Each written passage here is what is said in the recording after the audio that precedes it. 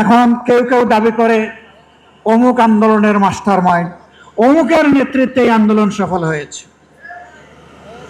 এগুলা সব ভুয়া। আল্লামা মামুনুল হক বলেছেন, বিএনপির শীর্ষ নেতারা জেলে ছিলেন, একসাথেই ছিলাম। তারা হতাশা ব্যক্ত করে বলতেন 41-এর আগে হাসিনা এবং আওয়ামী লীগকে ক্ষমতা থেকে সরানো সম্ভব নয়। 24-এর অভ্যুত্থানের পরে 8 তারিখ যখন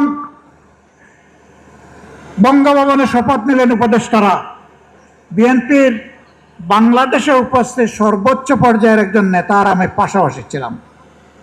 উনি আমার জিজ্ঞেস করলেন, এটা কি হলো? আমি কিছু না বলে আসমানের দিকে আমার এই আঙ্গুলটা উঠালাম। তিনি বললেন, আসলে এটা খোদাই দান, এটাই মিরাকল। সেই খোদাই দান ভুলে গেলেন। এখন কেউ কেউ দাবি করে অমুক আন্দোলনের মাস্টার মাইন্ড, অমুকের নেতৃত্বে এই আন্দোলন সফল হয়েছে। এগুলা সব ভুয়া। আমরা কারোর ন্যায্য অবদানকে কখনো আমরা অস্বীকার করি না। আন্দোলন আমরা সবাই করেছি, কিন্তু আমরা তীরে বিকতে পারি নাই। আমাদের তরি সমুদ্রে ভাসমান ছিল। জুলাই আন্দোলনের নায়করা এই তরি নিয়ে ঘাটে ভিড়েছে, জাতিকে মুক্তির পথ দেখিয়েছে। তাদেরকে সম্মান করতে, ভালোবাসতে শিখুন। তাদের নিয়ে তুচ্ছ-তাচ্ছিল্য করবেন না। আপামর ছাত্র সমাজ জীবন বাজি রেখে তখন ঝাঁপিয়ে পড়েছিল।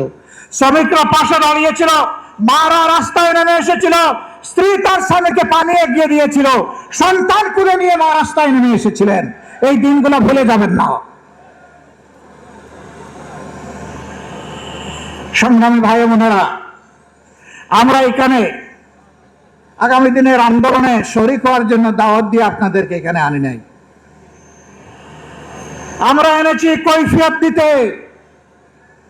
আপনাদের প্রত্যেক ব্যক্তি এবং পরিবারের কাছে আমাদের দায়বদ্ধতা আছে। আপনাদের কারণেই আজকে আমাদের এই রাজনীতি, এই সংসদে যাওয়া, এই নির্বাচনে অংশগ্রহণ করা। আমরা কি পারলাম কি পারলাম না তা আপনাদের জানার অধিকার আছে। সংসদে আমরা প্রথম দিনে দাবি তুলেছি, আমরা শপথ নিয়েছি। তারা শপথ নেন নাই। জাতির সাথে দেওয়া ওয়াদা ভঙ্গ করে জাতির সাথে তারা প্রতারণা করেছে। এরপরে যখন জাতিকে প্রতারিত করা হয়েছে, আমরা নোটিশ দিয়ে আলোচনার ব্যবস্থা করেছি। তারা তার বিরোধিতা করেছেন। যে আইনগুলো সংশোধন না হলে, যে অধ্যাদেশ বাস্তবায়ন না হলে ফ্যাসিবাদী শাসনের পরিবর্তন হবে না, সেই সবগুলা আগের মতো, আগে স্বৈরাচারী সরকারের মতো রাখার পক্ষে তারা অবস্থান নিয়েছে। আমরা বিএনপিকে পরিষ্কার বলে দিচ্ছি, আমরা দেখতে পাচ্ছি সম্প্রতি কয়েকদিন ধরে বিভিন্ন জায়গায় জায়গায় শিক্ষা প্রতিষ্ঠানে, ঢাকা বিশ্ববিদ্যালয়ে, এমনকি এখান থেকে মাত্র কয়েক গজ দূরে মানুষের আশ্রয়ের জায়গা, আইনের আশ্রয়ের জায়গা থানা, সেই থানার ভিতরে ঢুকে দুঃখজনকভাবে ডাকসুর নির্বাচিত প্রতিনিধিদের উপরে হামলা করা হয়েছে। বার্তা পরিষ্কার। যেদিন তারা গণভোটের রায় অস্বীকার করেছেন, আমি বলেছিলাম বিএনপি আজকে থেকে ফ্যাসিবাদের পথে যাত্রা শুরু করলো। এইটা ফ্যাসিবাদ। গতকাল আপনারা দেখেছেন নেত্রকোনায় জাতীয় সংসদের নির্বাচিত সদস্য, বাংলাদেশ জামাতে ইসলামীর প্রতিনিধিত্বকারী, জনগণের প্রতিনিধিত্বকারী অধ্যাপক মাসুম মোস্তফার উপরে হামলা করা হয়েছে, গাড়ি ভাঙচুর করা হয়েছে, তার সহযোদ্ধা সহযোগীদেরকে নাজেহাল করা হয়েছে। এটা কোন বাংলাদেশ? এই বাংলাদেশকে আপনারা চেয়েছিলেন?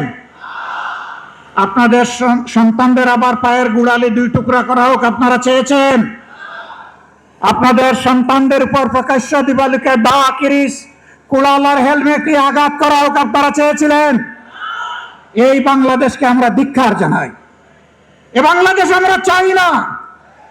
আমরা পরিবর্তনের বাংলাদেশ চাই, যেই বাংলাদেশে শিশু যখন ঘর থেকে বের হবে, কিশোর যখন বের হবে, যুবক যুবতীরা বের হবে, আমার মা বোনেরা বের হবে, তখন কারো বুক দরু দরু করে কাঁপবে না।